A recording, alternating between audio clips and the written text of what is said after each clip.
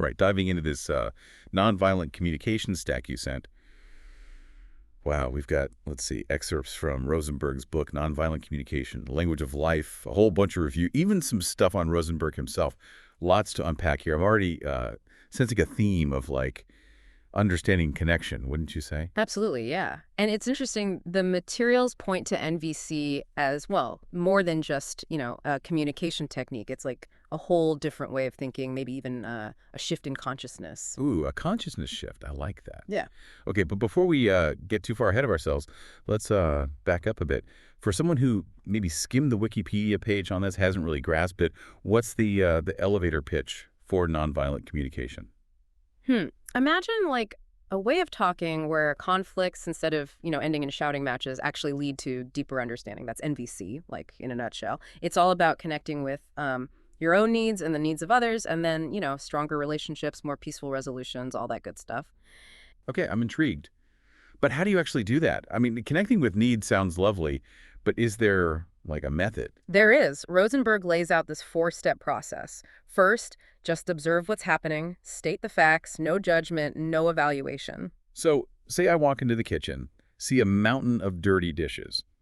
Instead of my usual, seriously again, I'd say something like, hey, I'm seeing a lot of dishes from this weekend still piled up, and then add, I'm feeling kind of stressed seeing this. Exactly. You're separating, right, the observation from your evaluation, which often, sounds like an attack to the other person. Next, connect that feeling to a need. So maybe your need is for order, a clean space, or even, fairness in sharing chores. Right, right, because clean dishes isn't the core need, it's how I think that need should be met. Gotcha. Okay, I'm following. Observation, feeling, need. What's the last step? You make a request, clear, specific, something that would help meet that need. So rather than snapping, get off your butt and do the dishes, I could say, would you be willing to help me get these dishes washed sometime today? Hmm. That does sound a lot more approachable. It is. And the interesting thing, what Rosenberg emphasizes, is that NVC isn't about, following these steps perfectly every single time. It's more about like awareness of these four components in, all our interactions. So even if I'm not having a full-blown NDC conversation, just being mindful of observing, feeling, needing, requesting, that can make a difference. Like a mental checklist before I react. Precisely. He even says you can practice NVC silently just by focusing on these components in your own head. It's almost like mindfulness practice for communication. Mindfulness for communication. I like that.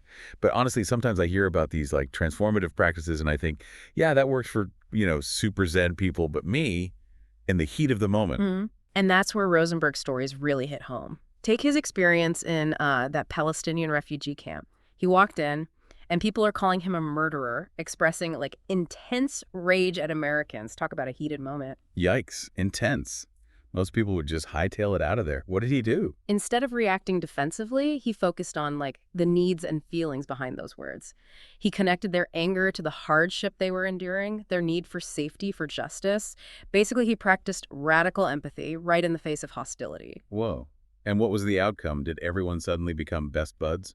Not instantly, no. But by deeply listening, reflecting back what he heard, he de-escalated the situation. And get this, the very man who called him a murderer later invited him to dinner. It shows how focusing on needs, even when it's tough, can create connection in the most unexpected places. Okay, now that's the aha moment I was hoping for. It makes NDC feel a lot more real and applicable, even in situations most of us would consider, impossible. So beyond diffusing international incidents, what kind of benefits are we talking about? Those reviews you mentioned, they sounded pretty glowing. They did, and a lot of them focused on, well, the personal growth aspect. NVC helps us get in touch with our own feelings and needs, even the ones we might have been, shoving down for years. This is where that term emotional slavery comes in, right? That always sounded a bit intense to me. What does it really mean in this context? It's Rosenberg's way of describing that stage where, we think we're responsible for other people's feelings. We suppress our own needs to avoid, like, upsetting anyone or causing conflict. So it's like walking on eggshells, trying to keep everyone happy, even if it means sacrificing our own well-being in the process. Right. We become, slaves to the emotions of others. But he contrasts this with emotional liberation, where we take responsibility for our own feelings, recognizing, we can't control how others feel, only our own actions. So emotional liberation is being able to say, hey, this is how I feel, this is what I need, Hmm. without, like, taking on the burden of how the other person reacts. Exactly. It's about recognizing your own agency and expressing your needs with honesty and respect, even if it might, create some discomfort for others. That reminds me of that anecdote in the book about the student presenting to a Black audience. He was, like, terrified. Yeah, he could have tried to hide his nerves, but instead he chose to be vulnerable, shared his fear with the audience. And they didn't eat him alive. I'd be terrified to do They that. didn't. They responded with empathy, connected with his honesty. It shows how expressing those, quote unquote, negative feelings can actually strengthen connections. And this leads nicely into how NVC plays out in our relationships, right? The reviews mentioned some pretty amazing transformations, with partners, family, colleagues. What were some of the common threads there?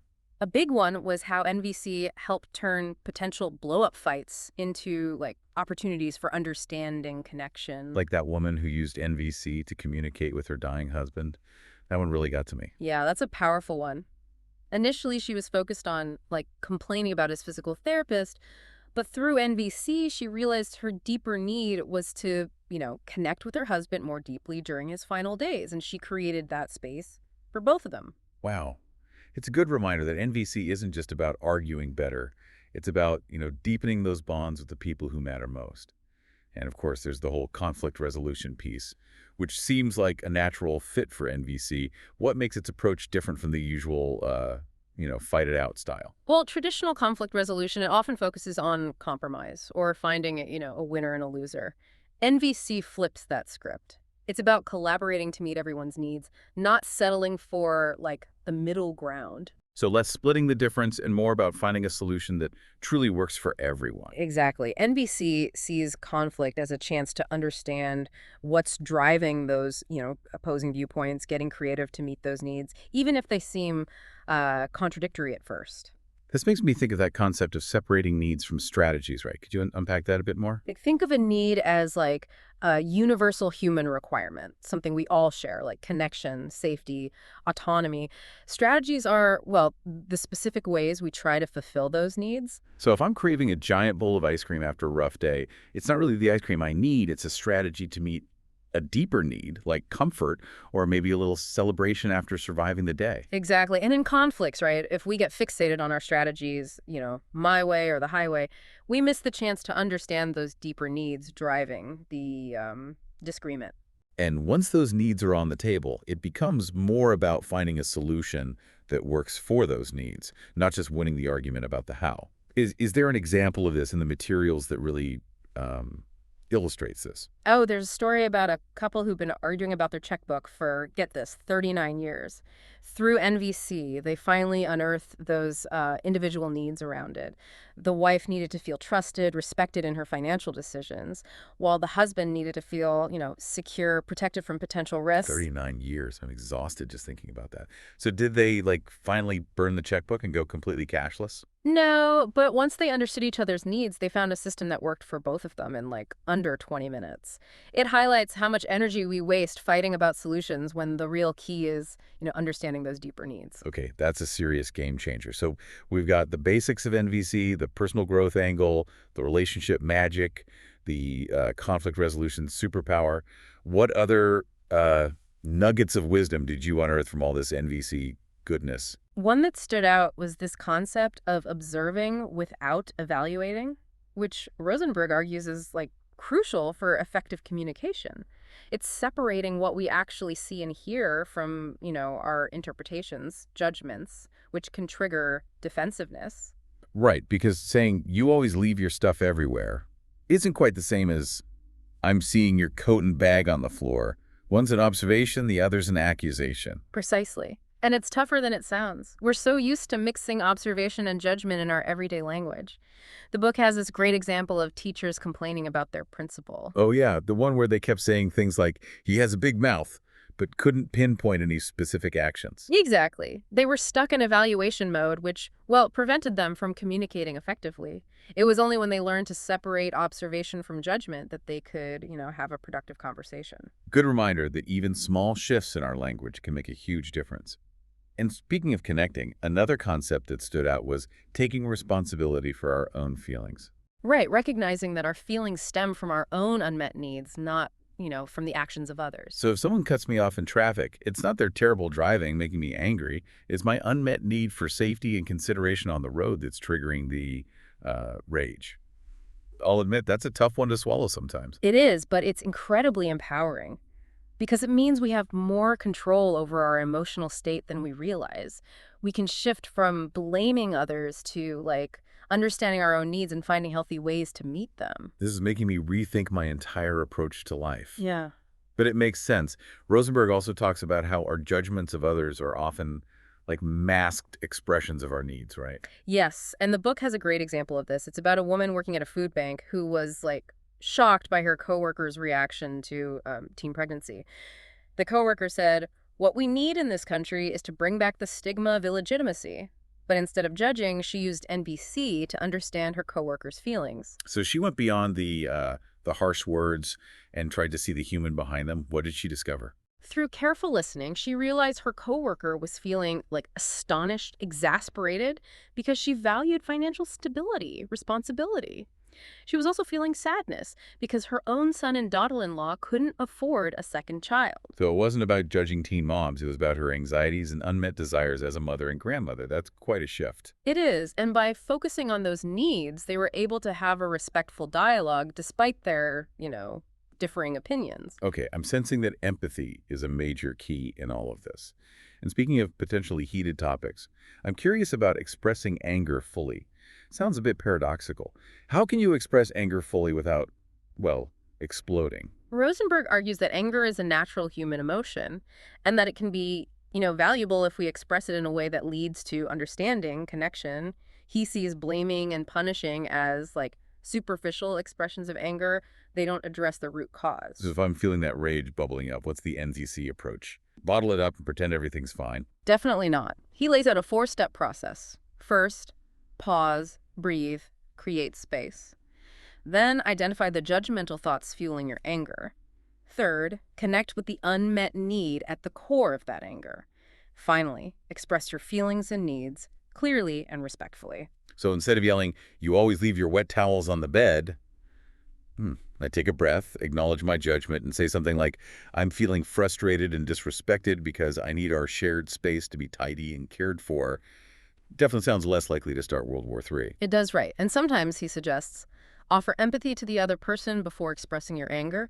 If they're also upset, they might not be receptive to your needs until they, feel heard themselves. It's like acknowledging everyone's coming to the table with their own emotional baggage and creating a space where both sides can feel safe to share. Is there a story in the materials that really brings this home? There's one about a cab driver who made a prejudiced comment about Jewish people. Instead of reacting with anger, Rosenberg took a moment to process his own feelings, then offered empathy to the driver, saying something like, "It sounds like you've had some negative experiences that are leading you to feel distrustful." That's a bold move, especially in that kind of situation. Did it backfire? It didn't. The driver felt heard and understood, and the conversation shifted from, a potential clash to a place of genuine dialogue. It shows how empathy, even in the face of prejudice, can open the door to connection and understanding. Wow, these stories really drive home the power of this approach. Yeah. We've talked about, external conflicts, but what about our own internal battles? Does NVC have anything to say about how we relate to ourselves? Absolutely. One of the most insightful concepts is connecting compassionately with ourselves. Rosenberg argues that self-compassion is just as important as compassion for others, and he offers, tools for cultivating self-acceptance. In our culture of constant self-criticism and striving, that sounds like a radical act of rebellion.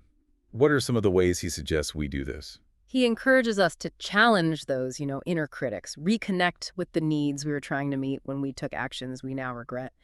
He tells this funny story about ruining a brand new suit by leaving an uncapped pen in his pocket.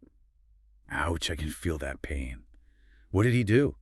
Did he embrace the polka dot look? He did not. He was initially, berating himself, calling himself careless, stupid, but then he practiced NVC on himself, asking, what need was I trying to meet when I did that?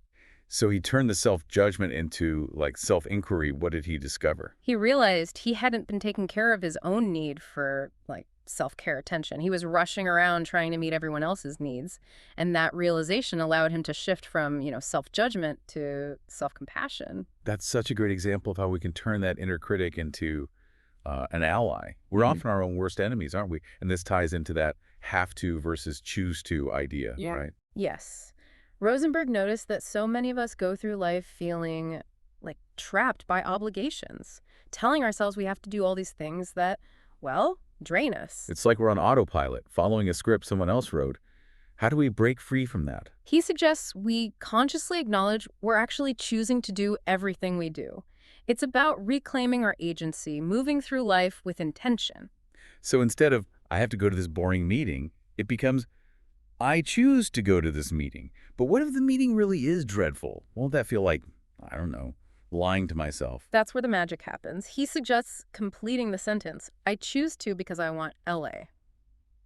By identifying the need we're trying to meet with that choice, even an unpleasant one, we, reconnect with our motivation. So I choose to go to this meeting because I want to maintain a good working relationship with my colleagues, or because I want to learn something new, even if it's just how to subtly check my emails during a boring presentation. Exactly. Even if the choice isn't enjoyable, by acknowledging the need it fulfills, we shift from obligation to purpose. Mind blown. We've covered so much. Basics of NVC, personal growth, relationships, conflict resolution. And we've touched on some powerful concepts, like observing without evaluating, taking responsibility for our feelings, expressing anger, connecting with ourselves. What other gems did you find in this mountain of NVC goodness? One thing that kept coming up was the theme of empathy. Rosenberg argues that empathy is, well, the foundation of NVC. It's essential for creating connection and understanding in, all our interactions. We've talked about empathy throughout our discussion, but I'm curious to dive a bit deeper. What does Rosenberg actually mean by empathy? How does he suggest we practice it? Because, let's be honest, sometimes being empathetic feels like this vague, touchy-feely concept. He defines it as emptying our mind and listening with our whole being to the other person. It's about focusing our attention solely on their feelings and needs without, adding our own advice, interpretations, attempts to fix things. So about giving someone the space to feel truly heard, understood, without judgment, interruption, without our own ego getting in the way. Exactly. And he points out that empathy isn't about agreeing with the person or even liking what they're saying. It's about being present with their experience, trying to see the world through their eyes. There's that quote from Simone Weil that he uses in the book. The capacity to give one's attention to a sufferer is a very rare and difficult thing. It is almost a miracle. It is a miracle. Nearly all those who think they have this capacity do not possess it. That quote always gives me chills. It highlights how challenging true empathy can be. We're so quick to, jump in with our own thoughts, opinions, but genuine empathy requires quieting that inner voice and simply listening. Rosenberg also warns against offering advice or reassurance, unless, the person specifically asks for it. Why is that? I know I'm often guilty of jumping into fix-it mode when someone's struggling. That's our instinct, right? Try to make things better. But sometimes what people need most is just to feel heard, understood, unsolicited advice. It can feel like, I don't know, like we're minimizing their experience or not truly listening. Like saying, I know better than you how you should feel and what you should do, which is never going to lead to genuine connection. Right. He shares a personal anecdote about this. His daughter was looking in the mirror and said, I'm as ugly as a pig. And his first response was, you're the most gorgeous creature God ever put on the face of the earth. Oh no, I can already see where this is going. Teenage girls are not known for their love of parental pep talks, especially about their appearance. Yeah, it didn't go well. His daughter rolled her eyes, said, "Oh, Daddy," and slammed the door. He later learned she just wanted empathy, not reassurance. She needed to feel heard in her experience of feeling, unattractive, even if he didn't agree with it. It's a good reminder that sometimes the most loving thing we can do is just listen with empathy, even if it means resisting the urge to fix things or make it all better. Exactly. And the material offers a lot of tips on how to practice empathetic listening, even when it's tough. Rosenberg suggests we listen for the feelings and needs behind the words, even when those words are, harsh or critical. Like that exercise where he asks people to guess the feelings and needs behind a husband's seemingly critical comment to his wife. Yes. The husband says, "You seldom do what I want. The last 3 times I initiated an activity, you said you didn't want to do it." Instead of, reacting defensively, he encourages the wife to empathize with her husband. So instead of taking it personally, she tries to understand what's going on for him beneath those words. What does she come up with? She guesses that he might be feeling frustrated, disappointed because he needs more connection, companionship with her.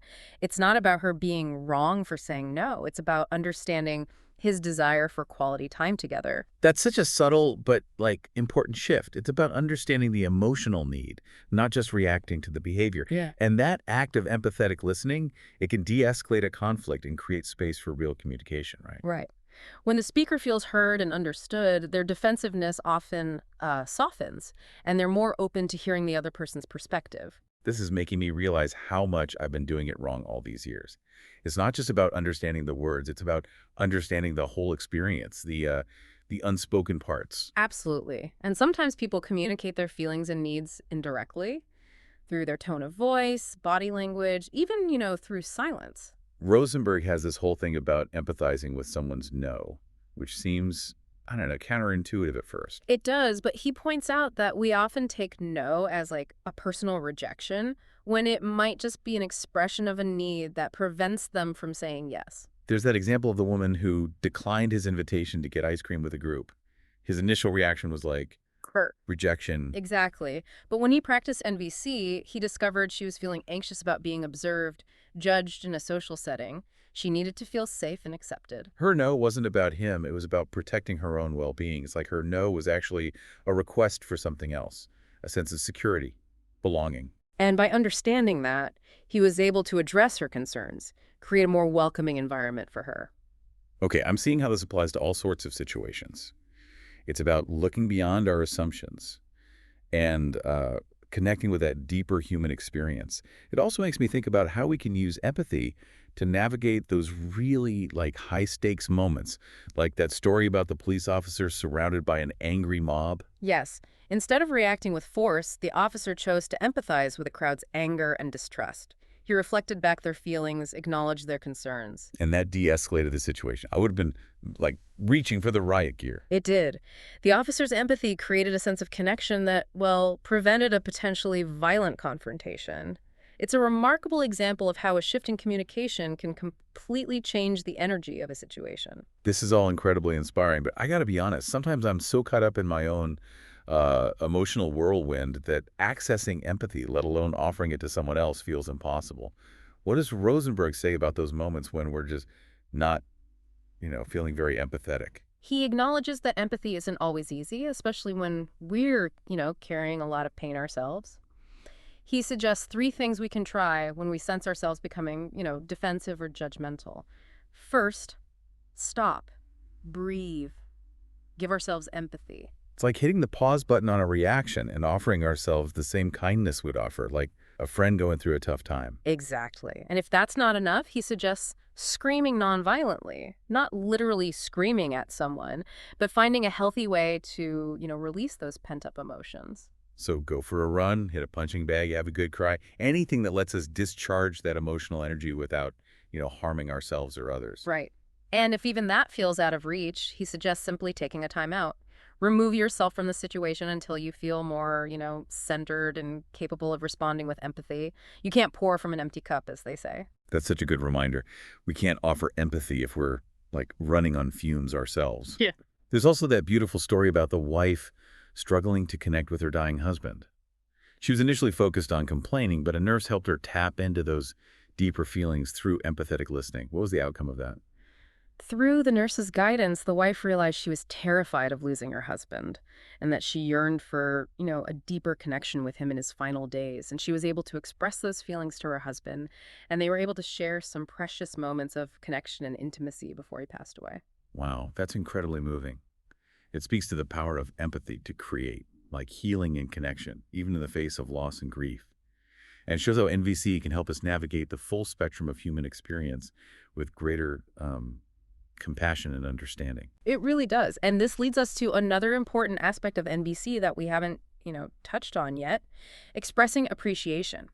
Rosenberg argues that just as it's important to express our needs and feelings honestly, it's equally important to express our appreciation for the ways others, enrich our lives. But isn't that what compliments are for? What makes NVC appreciation different? Compliments, they often involve judgments, even if they're positive, saying, "You're such a talented artist," is still a judgment, and it might not accurately reflect the recipient's experience. So how do we express appreciation in a way that aligns with NVC? He encourages us to focus on the specific actions that contributed to our well-being, the needs of ours that were met by those actions, and the, pleasurable feelings we experienced as a result.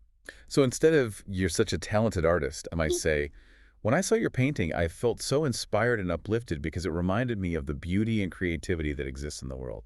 Thank you for sharing your art with me." Exactly. You're acknowledging the specific action, sharing the painting, the need it met for inspiration, beauty, and the feeling you experienced, inspiration, upliftment. It's about celebrating the connection, the shared experience, rather than just offering a judgment. That feels so much more genuine and heartfelt.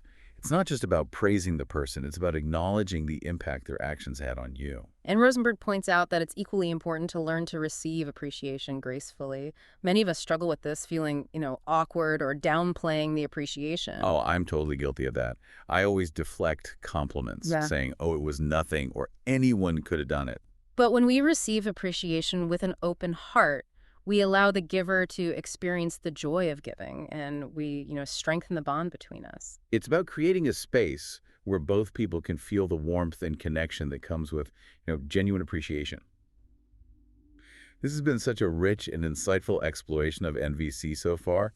I feel like I'm already starting to see the world through a different lens. That's wonderful to hear. And as you continue to integrate NVC into your life, I encourage you to, pay attention to those subtle shifts in your perception and your interactions.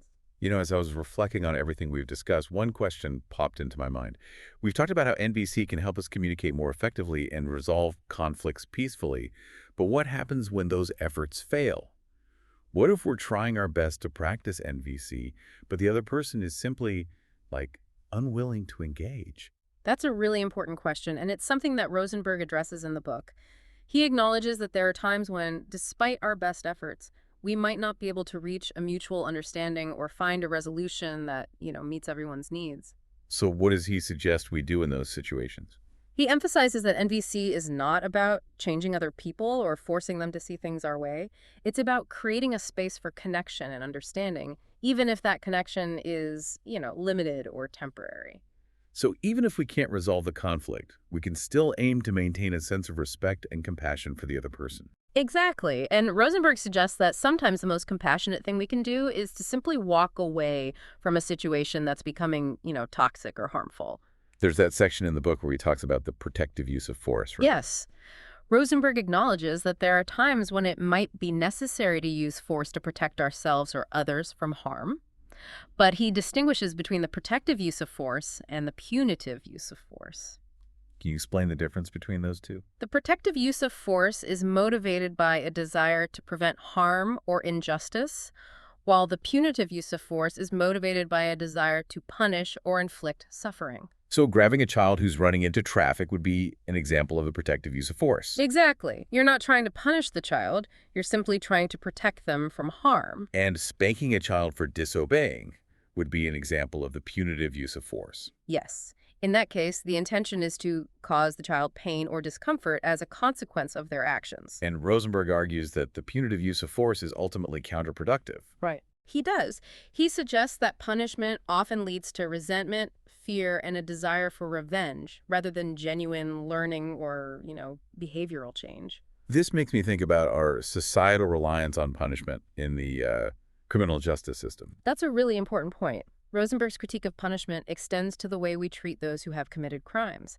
He argues that our current system, which emphasizes retribution and punishment, often fails to address the underlying needs that lead people to commit crimes in the first place.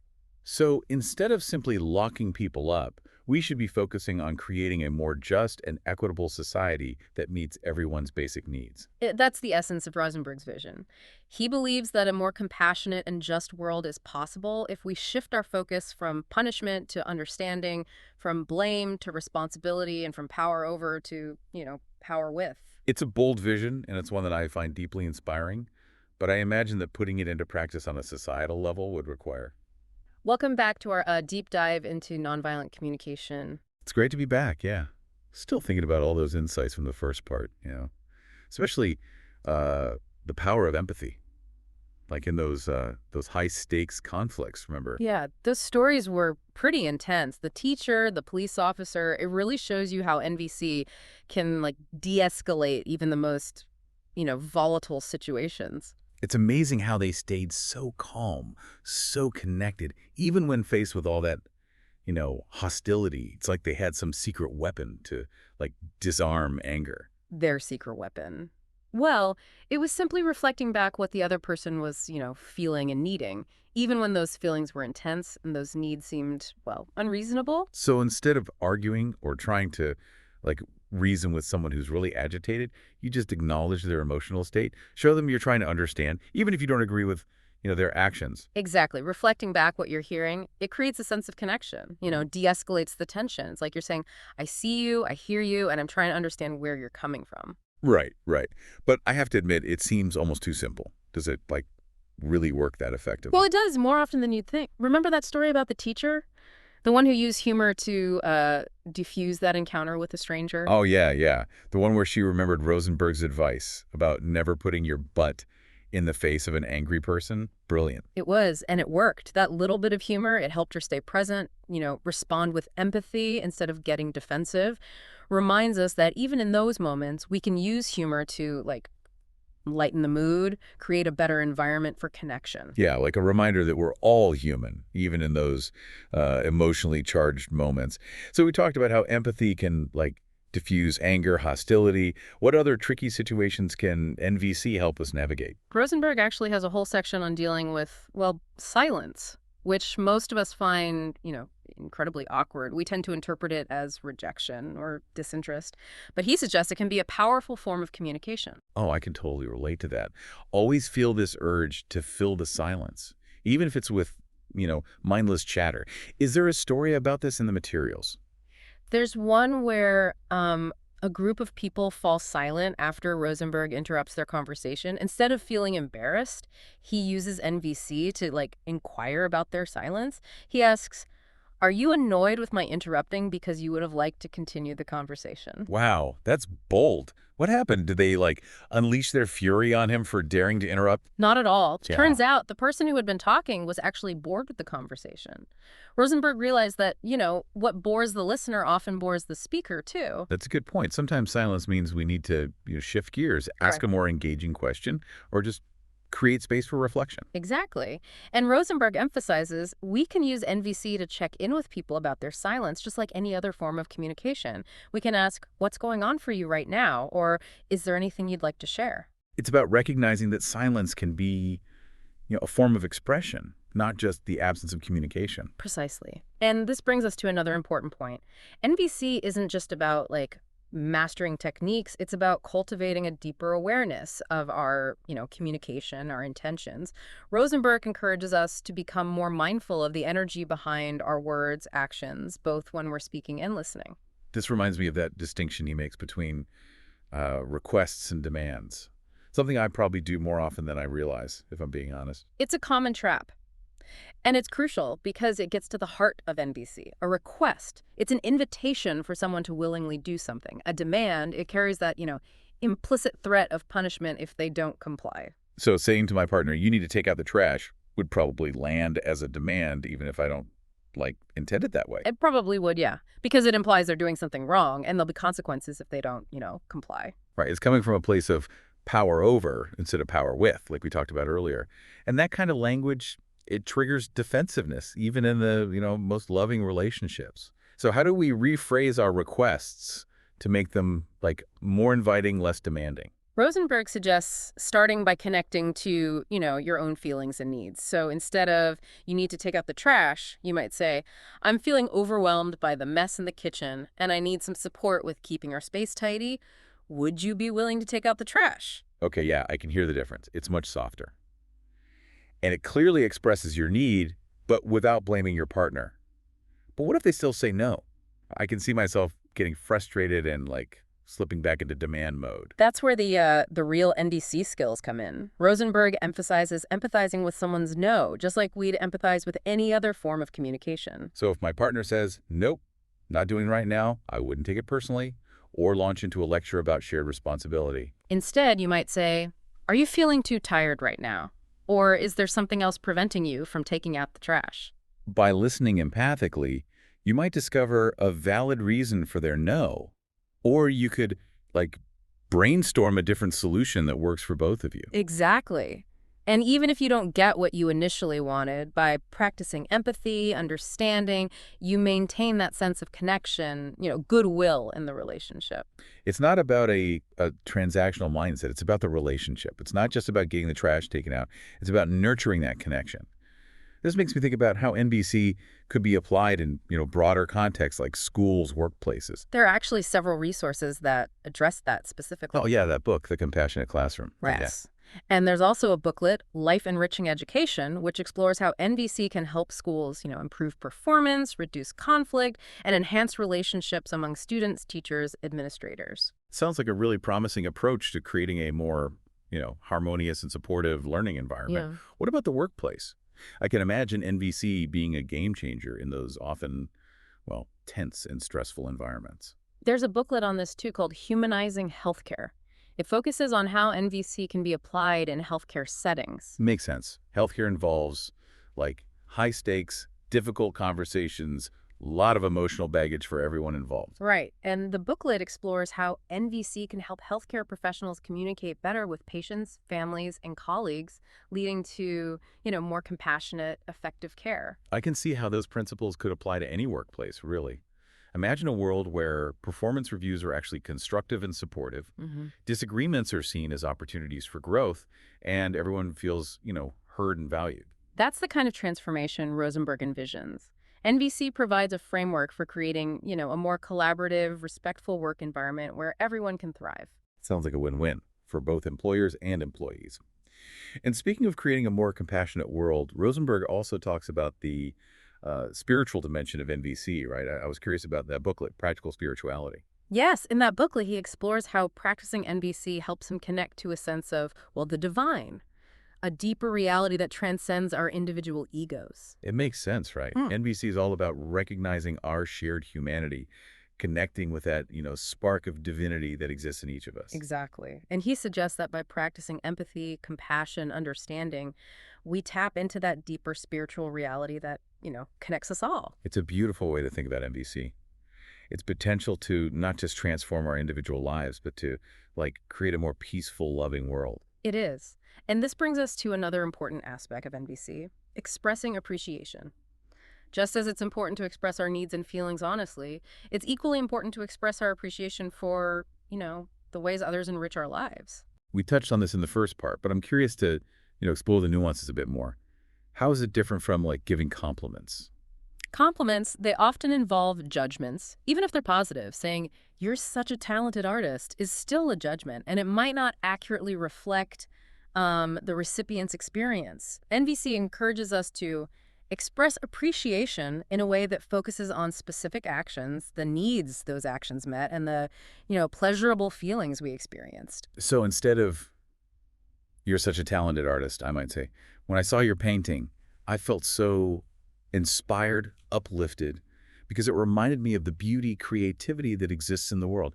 Thank you for sharing your art with me. Exactly. You're acknowledging the action, sharing the painting, the need it met inspiration, beauty, and the feeling inspiration, upliftment.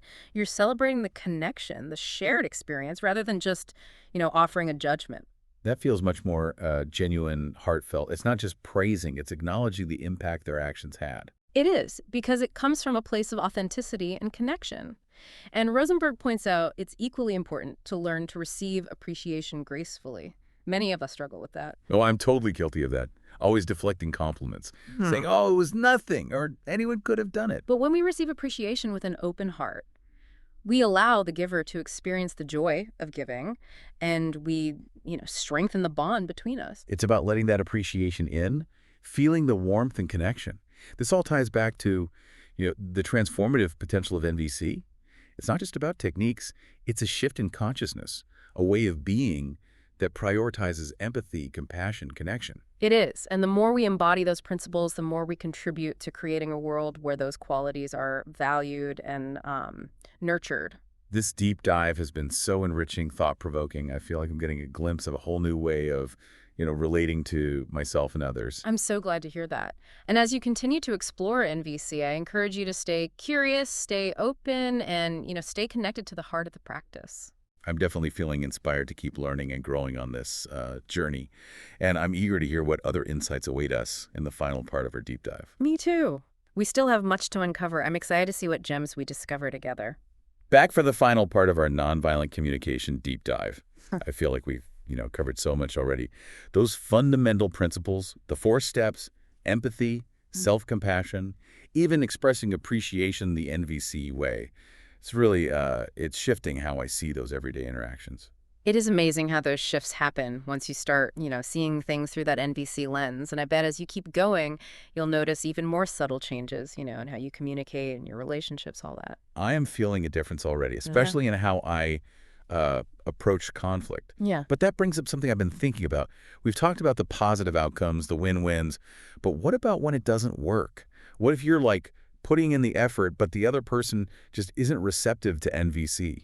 That's a great question, and it's something Rosenberg addresses. He gets that sometimes, even if we try our best, we won't reach that perfect understanding or find that, solution that makes everyone happy. So then what? Do we just give up and go back to our old ways of arguing? Not necessarily. The point of NVC isn't to manipulate others or force them to agree with us. It's about offering empathy and understanding, even if they aren't, quite there yet. So even if we can't fix the conflict, we can still try to, I don't know, maintain our own sense of compassion and respect, even when it feels like the other person isn't doing the same. That's tough, but also kind of powerful. It is tough. And Rosenberg even says sometimes the most compassionate thing is to, walk away. If the situation's getting toxic, harmful, we don't have to stay and subject ourselves to that. This reminds me of that part about the protective use of force, which seems kind of, counterintuitive to everything NVC is about. It's definitely one of the more nuanced, maybe even controversial parts of NVC. But Rosenberg is clear about the difference between protective force and punitive force. Can you break that down a bit more? I'm picturing a Venn diagram where those circles barely overlap. Sure. So protective force, that's about preventing harm or injustice. Punitive force, that's about inflicting punishment, causing suffering. So if you see a kid running into the street and you grab him to pull him back, that's protective. Well, exactly. You're not trying to punish, you're protecting them from harm. And spanking a child for misbehaving, that would be punitive. Right. The intention there is to cause pain as a consequence. And Rosenberg argues that's counterproductive. It doesn't teach responsibility, it just breeds, resentment, fear. This makes me think about how much our society relies on punishment, especially, in the criminal justice system. That's an important point. Rosenberg's critique of punishment, it applies to how we treat people who've committed crimes. He says, our current system, focusing on retribution rather than rehabilitation, well, it doesn't address the underlying needs that lead to crime in the first place. It's like trying to put out a fire with gasoline. So instead of just locking people up, we should focus on building a society that actually meets people's basic needs for safety, connection, belonging, purpose. Exactly. Rosenberg's vision is for a more compassionate and just world, one where we prioritize understanding over blame, responsibility over punishment, and collaborative power over coercive power. It's a beautiful vision, but to actually put that into practice on a societal level, that's a huge task. Where do we even begin? Rosenberg knew it was a long-term project. It's a gradual shift in consciousness. It takes patience, persistence, a willingness to, challenge how things are usually done. So it's not about revolution. It's more like planting seeds of change, seeds that can grow over time. And he suggests we can plant those seeds right now in our own lives. Exactly. Every time we choose empathy instead of judgment, every time we communicate our needs honestly, every time we really listen to another person, we're helping to, build a more compassionate world. It's like those ripples you get when you drop a pebble into a pond. Yeah. Each act of NVC creates those ripples, and they can spread way beyond our, immediate interactions. It is a beautiful image, and the more people who practice NVC, the more those ripples intersect, and they can become waves of change, transforming families, communities, and eventually, the whole world. That is inspiring. This whole deep dive has been a real gift. I feel like I've learned new skills, but also I've gotten this deeper understanding of, I don't know, what it means to be human, to connect with others, and to contribute to a better world. I'm so glad you found it valuable. And as you continue your NVC journey, remember, be patient with yourself, stay curious, and most importantly, stay connected to that, heart-centered intention behind it all. Thank you for guiding me through this exploration. It's been eye-opening, really. And to everyone listening, we hope this deep dive has been as enriching and inspiring for you as it has been for us. Your communication be full of empathy, understanding, and deep connection. Until next time.